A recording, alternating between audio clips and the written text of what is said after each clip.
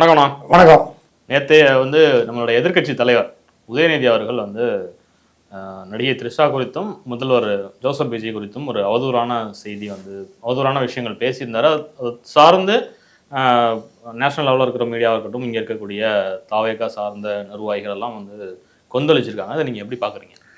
இது திமுகவோட பரம்பரை பழக்கம்னு சொல்லலாம். நான் அண்ணாதுரை இருக்கும்போது இப்போ சொல்வாட்டி சொன்னார், பானுமதி படித்தாண்டா பத்தினியும் கிடையாது, நானும் முற்றும் திறந்த முடிவுகளும் கிடையாதுன்னு சொன்னார். அவரை மாற்றான் வீட்டு மல்லிகையும் வணக்கம், அதாவது இது போன்ற விஷயங்கள்லாம் அண்ணாதுரை சொல்லியிருக்காரு.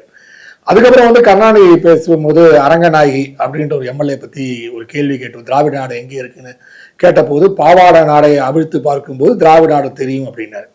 ஸோ அவர் மட்டும் இல்லை, பல்வேறு விஷயங்களே கருணாநிதி இது மாதிரி ஆபாசமாக நிறைய இடங்கள்ல பேசியிருக்காரு. புத்தகமே நீங்கள் பார்த்துருப்பீங்க, இந்த வான்கோழி போன்ற விஷயங்கள், அப்புறம் வேலைக்காரன், அவர் போலீஸ்காரன் மகள், இது மாதிரி நிறைய விஷயங்களை அவர் ஆபாச களஞ்சியமாகவே திமுக இருந்திருக்கிறது. முழுக்க முழுக்க அந்த கட்சி ஆபாசத்தை வைத்து மட்டுமே வளர்ந்த கட்சின்னு சொல்லலாம். ஏன்னா அந்த காலத்தெல்லாம் திரைப்படம் இல்லை அப்படின்னும் போது அது திரைப்படம் ரொம்ப அரிதாக இருக்கும். ஒரு வருஷத்துக்கு 3 சினிமா 4 சினிமா வரும். அப்போ திமுக காரங்க என்ன பண்ணுவாங்க, இது மாதிரி மேடை அமைத்து நைட்டு ஒரு 9 மணிக்கு பேச்ச ஆரம்பித்து நைட்டு ஒரு 12 மணி வரை 3 மணி நேரம்லாம் பேசுவாங்க.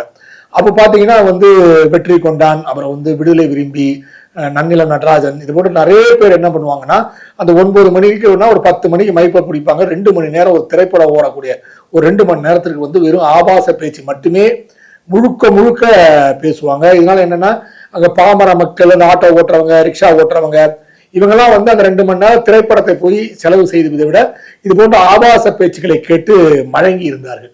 அது அப்படியே திமுக அந்த அடிப்படை மக்களை இந்த ஆபாச பேச்சு மூலமாவே தங்களுக்கு ஒரு அடிமை மாதிரி வைத்திருந்தாங்க. அதாவது இது மாதிரி பேச்சாளர்கள்னா கண்டிப்பாக ஆபாச பேச்சு இருக்கும் அப்படின்ற மாதிரி இருந்துச்சு. அதுக்கப்புறம் ஸ்டாலின், கருணாநிதி பல்வேறு ஆபாசங்களை பத்தி பார்த்தோம். அதே மாதிரி ஸ்டாலினை ஜெயலலிதாவும் மோடியும் எதுக்கு சந்திச்சாங்க, இந்த வயசுல எதுக்கு சந்திச்சாங்க போன்ற விஷயங்கள் அவர் பேசுவது, தொடர்ந்து பெண்களை பற்றி, மார்பகங்களை பற்றி பேசுவது, இப்படி இருந்துச்சு. அதே மாதிரி போன வாட்டி நீங்க பாத்தீங்கன்னா அந்த லியோனி, அவர் பெண்கள் இடுப்பை பத்தி பேசினா, அவர் தான் பாடநூல் குழுவோட தலைவராக இருந்தார். ஸோ அது மட்டும் இல்லை, இவர் துரைமுருகன்லாம் பார்த்தீங்கன்னா என்ன சார் கோட்டையில் இப்படி பேசுறேன், கோட்டையா கொட்டையா அப்படின்னு கேட்டார். ஸோ இது போன்ற ஆபாச பேச்சு என்பது திமுகவோட ஒரு பாரம்பரியமான ரத்தத்தில் ஊறிய ஒரு விஷயமா பார்க்கப்படுது. ஆனால் அண்ணா திராவிட முன்னேற்ற கழகத்துல இது போன்ற விஷயங்கள் கண்டிப்பாக பேசப்படாது. கண்டிப்பாக ஜெயலலிதா போன்றவர்கள் அதை கண்டிப்பாக கண்டிப்பார்கள். ஒரு செயற்குழு பொதுக்குழு நடந்து கொண்டிருந்தது விஜயவாகாலில், விஜயவாணி கல்யாண மண்டபத்தில் நடந்துட்டு இருந்துச்சு. ஜெயலலிதாவோட தலைமையில் அந்த அதிமுகவோட செயற்குழு. அப்போ எஸ்.எஸ். சந்திரன், அப்போடைய நடிகர் எஸ்.எஸ். சந்திரன் வாஜ்பாய் இப்படிதான் நடப்பாரு, அது மாதிரி சங்கர் தயாள் சர்மா, அப்போடைய ஜனாதிபதி சங்கர் தயாள் சர்மா இப்படிதான் நடப்பாருன்னு ஸ்டேஜ் மேல அவர் கிண்டல் அடிக்கிற மாதிரி நடந்து காமிச்சாரு.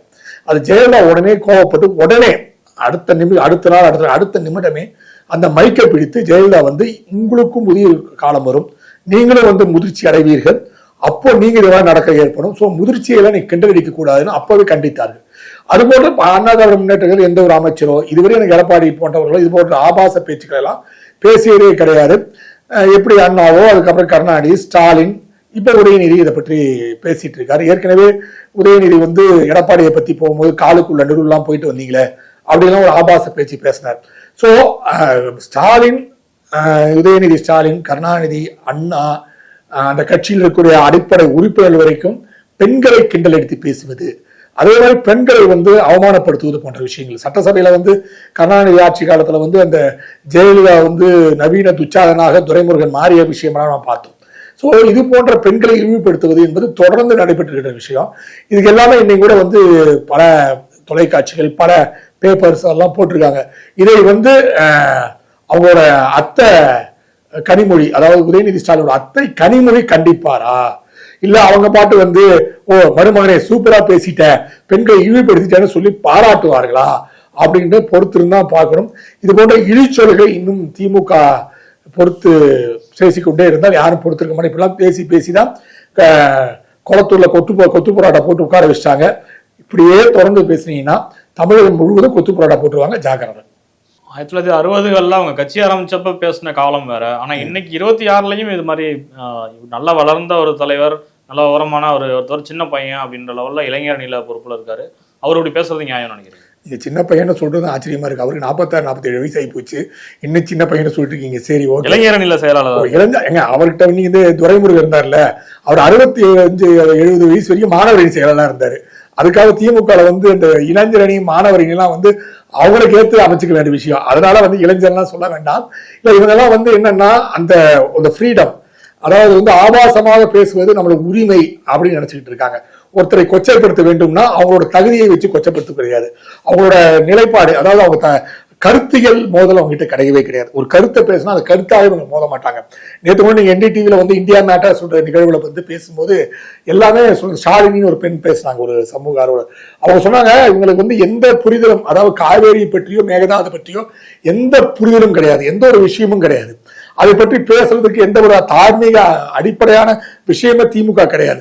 சும்மா மேல ஏறிட்டு விஜய் அது பண்ணாரா, விஜய் இதை பண்ணாரா அப்படின்னு சொன்னாங்க.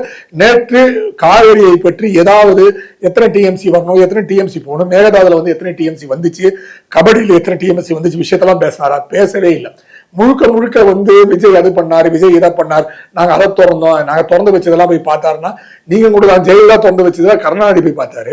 அதே மாதிரி ஜெயலலிதா திறந்து வச்சு பல விஷயங்களை ஸ்டாலின் போய் பார்த்தாரு, எடப்பாடி திறந்து வச்சு பல விஷயங்களை ஸ்டாலின் போய் பார்த்தாரு. சோ அதையெல்லாம் குற்றம் சொல்ல முடியுமா? அது டேரக்டா ஒரு ஆட்சி நிகழ்வுகளை சாதனை செய்யும், அடுத்த ஆட்சி அதை பூர்த்தி செய்யும் பல விஷயங்கள். ஐயோ இது ஸ்டாலின் செஞ்சுட்டாரு நான் நிறுத்திட்டு போயிடுவாரெல்லாம் சொல்ல முடியாது, அது பூர்த்தி செய்தான் ஆகணும்.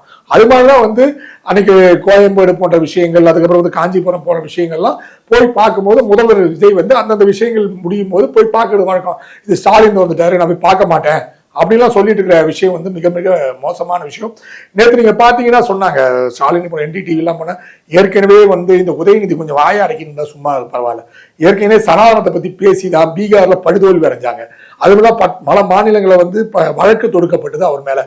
நேற்று கூட NDTVல அந்த ஆங்கர் சொல்லி முடிக்கும் போது இதுக்கு சட்ட ரீதியா நடவடிக்கை எடுக்கப்படுமா அப்படின்னு ஒரு வார்த்தையை சொல்லி முடிச்சிருக்காரு அந்த டிபேட் முடியும் போது. சோ எனக்கு தெரிந்து இன்று முதல் ஒரு 4-5 நாளுக்குள்ள எப்படி சனாதனத்தை எதிர்த்து பேசிய போது இந்தியா முழுவதும் பல்வேறு மாநிலங்களை இவர் மீது வழக்கு தொடுக்கப்பட்டதோ, அதே போல பெண்ணியத்தை கேலி செய்த இவர் மீது தமிழகம் முழுவதும் பல்வேறு மாநிலங்கள்ல வழக்கு இன்னிலிருந்து நாளைக்குள்ள பல்வேறு பகுதியில வழக்கு தொடுக்கப்படும். இது ஒரு மிகப்பெரிய வீழ்ச்சி திமுகவுக்கு. இன்னும் அகிலேஷ் யாதவ் போன்றவர்களை இவர் நம்பிட்டு இருக்கிறது எந்த வகையில சாத்தியம் தெரியல. இதெல்லாம் அங்க இருக்க நார்த் இந்தியன் பார்ட்டிஸ்க்கு மிகப்பெரிய பிரச்சனையா தான் முடியலாம்.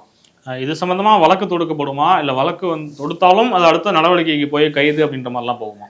இல்ல அப்படிலாம் போகாது. நீங்க சனாதனத்தை பற்றி பேசும்போது பெரிய அளவெல்லாம் ஒன்றும் பெருசா வழக்கு தொடுக்கப்பட்டது, நீதிமன்றங்களை சொன்னாங்க, அப்புறம் எல்லாம் ஒரே வழக்கா மாத்துங்கலாம் சொன்னாங்களே தவிர இது ஒரு எச்சரிக்கையா இருக்கும், அடுத்த வாட்டி பேச மாட்டார் அப்படின்னு ஒரு எச்சரிக்கையா இருக்கும் தவிர கைது போன்ற நடவடிக்கை எல்லாம் நடைபெறாது. இதெல்லாம் அப்படியே முடிஞ்சு போயிடும். சனாதன பத்தி பேசும்போது பல்வேறு மாநிலங்கள் இருக்கும்போது என்ன இதெல்லாம் தேர்தலில் இப்போ பெரிய ஒரு நிகழ்வா மாற்றப்படும். ஏன்னா போன வாட்டி பாத்தீங்கன்னா பீகார்ல போயிட்டு அகிலேஷ் யாதவ் போன்றவங்கலாம் பேசும்போது ஸ்டாலினை முன்னிறுத்தி பல்வேறு விஷயங்களை பேசுறாங்க. அதே மாதிரி லல்லு பிரசாத் பையன் எல்லாம் பேசும்போது ஸ்டாலின் எங்களோட முன்னோடிகள்லாம் சொன்னாரு. அதெல்லாமே பீகார் போன்ற மாநிலங்களில் பெரிய வீழ்ச்சி ஏற்படுத்திச்சு. உத்தரப்பிரதேஷ் போன்ற மாநிலங்கள், பீகார் போன்ற மாநிலங்கள்லாம் பெரிய வீழ்ச்சி ஏற்படுத்திச்சு அந்த இந்திய கூட்டணிக்கு, அந்த இவரோட பேச்சு சனாதனத்தை பத்தி. ஸோ இது போன்ற விஷயம் பேசும்போது லல்லுவோட குடும்பத்திற்கு இது பெரிய பாதிப்பு. அடுத்த எலெக்ஷன் ஃபேஸ் பண்ண முடியாது. இது போன்ற பிரச்சனைகள்லாம் அவங்க டீல் பண்ண விடும். தமிழ்நாட்டில் விட்டுருங்க, மக்கள் மறந்துடுவாங்க, பட் மறக்கல. போன வாட்டி அதுக்கான பாடம் போட்டினாங்க. ஆனா நார்த் இந்தியால ஒரு பெரிய நிகழ்வா இருக்கும். காங்கிரஸ் இப்போ பெரிய விஷயமா மனசுக்குள்ள சந்தோஷப்பட்டு இருப்பார் ராகுல் காந்திலாம். நல்லா வேலை இண்டு கூட்டிட்டு வெளியே போயிட்டாங்க, இதையும் சேர்ந்து நம்ம சுமக்க வேண்டியிருக்கோம் அப்படின்ட்டு. காங்கிரஸ்க்கு இது ஒரு பெரிய இண்டு கூட்டணிக்கு ஒரு பெரிய பெருமூச்சு விடக்கூடிய சூழ்நிலை. ஏன்னா இதை சேர்ந்து நார்த் இந்தியால போய் சுமக்க வேண்டிய சூழ்நிலை. சனாதனத்தை சுமந்துதான் தோல்வி, இதையும் சேர்ந்து சுமக்க வேண்டியது பெரிய பிரச்சனை முடிஞ்சிருக்கும். அவர் இந்த இடம் பேசுனது காரணமே காவிரியில இருந்து தண்ணி சரியா எடுத்துட்டு வரல, கொண்டு வரல, அதுக்கான முயற்சிகள் முதல்வர் எடுக்கலன்றது தானே காரணமே. கரெக்ட். அந்த முதல்வர் என்ன சொன்னார் இவரு, அவரும் ஸ்டாலின் பார்த்தீங்களா, அவர் எவ்வளவு எங்க தந்தையார் ஸ்டாலின் எவ்வளவுலாம் வேலை செஞ்சார், நம்ம தலைவர் எவ்வளவு அற்புதமா வேலை செஞ்சார் அப்படின்னா, கடந்த 5 ஆண்டு காலம் சரியான நீர்வரத்து இருந்துச்சு, அதனால பிரச்சனை எல்லாம் முடிந்து போச்சு. இப்ப நேற்று கூட நிர்மல்குமார் ஒரு விஷயத்த சொல்லியிருந்தாரு. நீங்க பாத்தீங்கன்னா ஏற்கனவே ஜெயலலிதா இருக்கும்போது கருணாநிதி காங்கிரஸ் கவர்மெண்ட்டை போர்ஸ் பண்ணுவாரு, தண்ணி தராதீங்க அப்பதான் வந்து நாங்கள் தமிழ்நாட்டில் வந்து போராட்டம் ஆர்ப்பாட்டம் நடத்த முடியும்னு ஃபோர்ஸ் பண்ணுவாரு. அதே மாதிரிதான் ஸ்டாலின் வந்து சிவகுமார் DK சிவகுமாருக்கு ஃபோர்ஸ் பண்றாரு. ஏன்னா DK சிவகுமார் இங்க எலெக்ஷன்லாம் வந்து பிரச்சாரம் பண்ணிட்டு போனாரு. ஸோ தண்ணி தராதிங்கன்னு ஃபோர்ஸ் பண்றாரு அப்படின்னு சொல்லப்பட்டது. பட் என்னவோ ஏதோ விஜயோட நல்ல நேரமோ இல்ல தமிழ்நாடு விவசாயிகள் நல்ல நேரமோ அங்க நல்லபடியா மழை பெய்தனால தண்ணீர் விட வேண்டிய சூழ்நிலை கர்நாடகா வந்துருச்சு. அதனால தண்ணீர் விட வேண்டிய சூழ்நிலைக்கிட்டு தண்ணீர் விட ஆரம்பிச்சிட்டாங்க. ஸோ இந்த ஆண்டும் விஜய்க்கு ஒரு பெரிய பிரச்சனை இருக்காது. ஏன்னா உச்சநீதிமன்றத்துக்கு திருப்பி வழக்க தொடுக்கலாமான்னு யோசிச்சாங்க. தொடுக்க போறான்னு சொல்லப்பட்டிருக்கு, தொடுக்க போறாங்கன்றாங்க. ஸோ இருந்தாலும் இந்த ஆண்டுக்கான தண்ணீர் பிரச்சனை விவசாயிகளுக்கு பெரிய அளவு பாதிப்பு இருக்காது. ஏன்னா தண்ணீர் வந்துருச்சு, அதிகமான மழையினால வந்துருச்சு. ஆனா விஜயும் ஏதோ முடிவு செஞ்சார். அவரும் எம்ஜிஆர் மாதிரி தன்னை எம்ஜிஆருக்கு ஒப்பிட்டு நானும் போயிட்டு அப்படி எப்படி குண்டூர் அவுட்டெல்லாம் போயிட்டு எம்ஜிஆர் வந்து அவங்க வீட்டில் டிஃபன்லாம் சாப்பிட்டாலும் சொல்லப்பட்டது உண்மையா இல்லை. அந்த டிஃபன் சாப்பிட்டு தண்ணி இல்லை அப்படின்னு அவர் விற்கும் போது அவங்க அம்மா தண்ணி கொடுன்னு சொல்லும்போது இல்லை காவேரி தண்ணியை திறந்து விட்டாதான் தண்ணி குடிப்பேன் எம்ஜிஆர் சொன்னார். இன்னும் உடனே அவங்க தாயார் குண்டூர் அவுட்ட தண்ணீரை திறந்து விடு அப்படின்னு சொன்ன மாதிரியெல்லாம் ஒரு அது கதையா இல்லை உண்மையான்னு தெரியாது. அது மாதிரி சம்பவங்கள்லாம் சொல்லிட்டு எம்ஜிஆருக்கு ஈக்குவலா விஜய் வருவார்னு சொல்லும்போது DK சிவகுமார் எல்லாம் வராதிங்க, சட்ட பிரச்சனையில இருக்கு, வராதிங்க அப்படின்னு சொல்லும் போது ஸ்டாலின் இல்லை சட்ட நிகழ்வாக நம்ம ஃபோர்ஸ் பண்ணி பார்க்கணும்னு சொன்ன மாதிரியும் இதெல்லாம் சொல்லப்பட்டது. பட் இது வந்து விஜயும் தன்னால் முயன்ற விஷயங்கள் செஞ்சுட்டு தான் இருந்தாரு. பட் தெய்வாதீனமா மழை பெய்து தண்ணீர் வந்து விட்டது. அதனால இப்போ கொஞ்சம் அந்த விஷயம்லாம் தணிக்கப்படும்.